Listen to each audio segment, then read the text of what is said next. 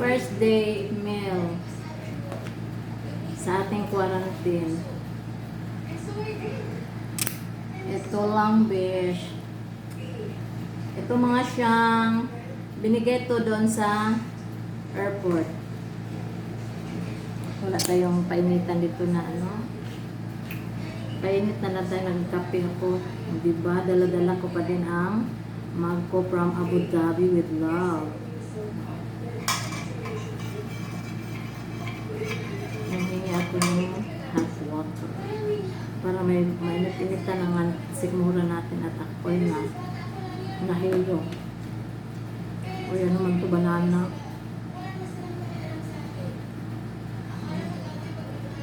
Dala lang sa ano ba? Dala lang sa dessert at saka yun, ulam. Wait, ano? Ano to, baboy? O chicken pala, kala ko baboy. Kamay tayo na, focus na tayo at sanitize na rin.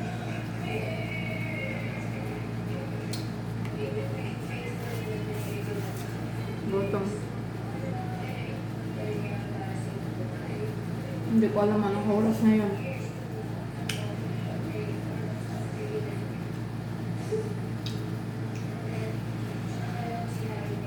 Ito natin TV. Ayun mga TV. Ang aircon, besh. Masyang aircon.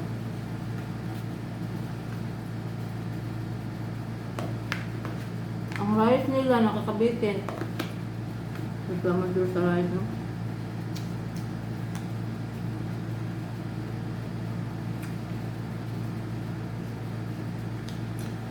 Dapat maramihan yung ano rice. Kasi hindi pa tayo mag-diet ngayon. Nagutom sa pila kahapon sa Dubai.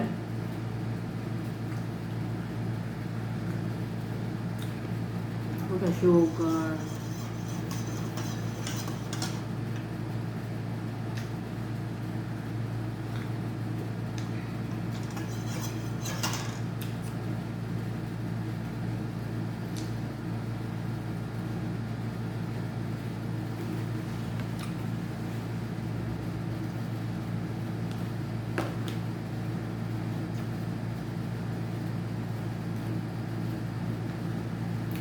Isa lang ang allowed nila dito na gadget sa wifi. Isa lang ang gadget. So,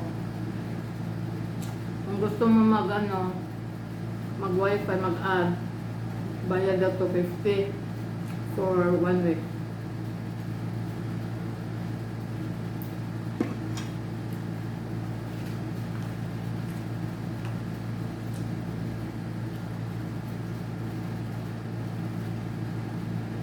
Ano kaya natin to?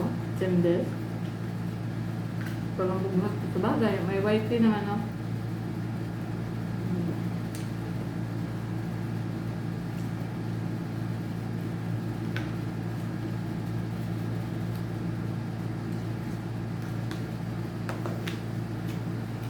Adapter nila tag 100 sa bus.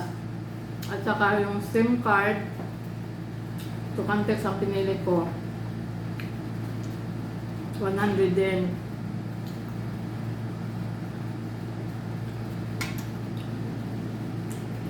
Ngayon, pagbilang ko sa sukli ko, 100 ng kawawa.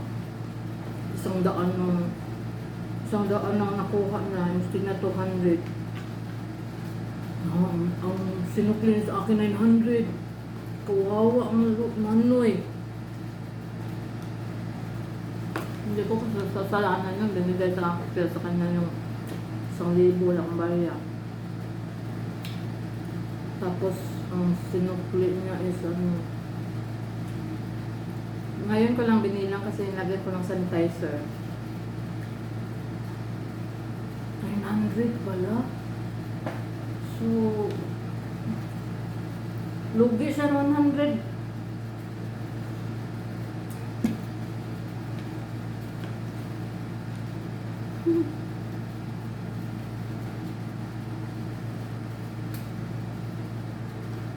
Hindi ako nagutom. Sikmura lang ba? Baka mamaya hindi ako matulog sa sikmura sa ano siya. Kapsoy, kain na lang. Tapos inom ako ng gamot. Diba?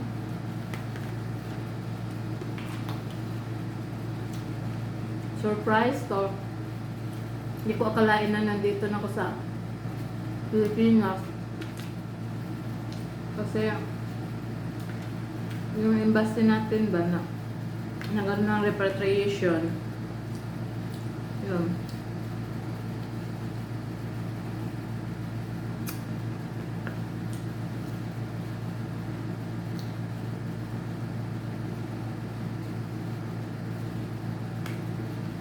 Okay lang. Libre. Kalibre tayo. Galing na yan mo. Dating President Duterte. Peace be with you.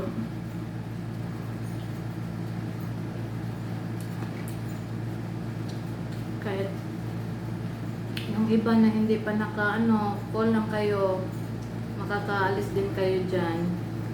Lapit lang kayo at ipo-force nyo yung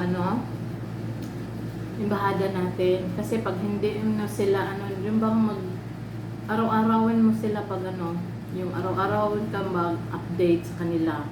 Kasi pag hindi mo ina-update, hindi ka talaga pakinggan. So, yung amo ko, na-update niya, kaya ito, bilis. 1 linggo lang. Thank you, my employer. Thank you, madam. Naaway-away niya yung embahada natin. Tapos, yun. Sabi ng doon sa embahada, ang sungit ng amo mo Sabi ko nga, akala ko hindi niyo ako tulungan kasi sinusungitan kayo. Yun pala ang okay. Yun ang susi pala. Sa embahada natin, kailangan magsungit, diba? Doon sa airport, kahapon, hindi ako nila iniwanan sa mga amo ko at anak hanggat hindi ako nakapasok ng immigration. Doon ako sa immigration, saka na sila umuwi. So, late na sila umuwi ng Abu Dhabi. Thank you for staying with me. Ayoko umiyak. I miss them. Especially the young boy, the youngest boy, Omar. I know he's watching. I don't want to cry, boy.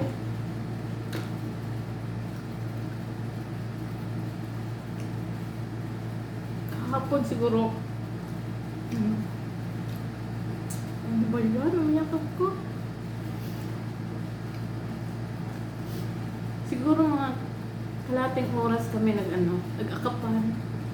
Kasi hindi niya alam na nung time yun ako alis. Kasi hindi ko sinasabi ba. Kaya nakakap siya sa akin. Iyak. I miss you, Omar.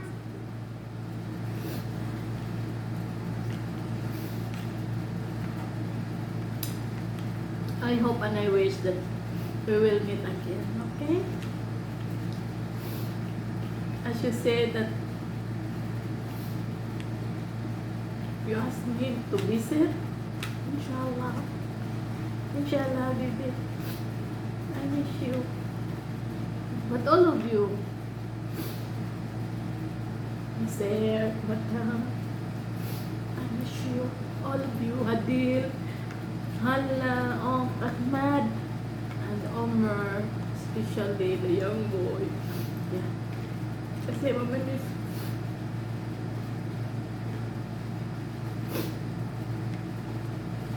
Iyak ako. Bakit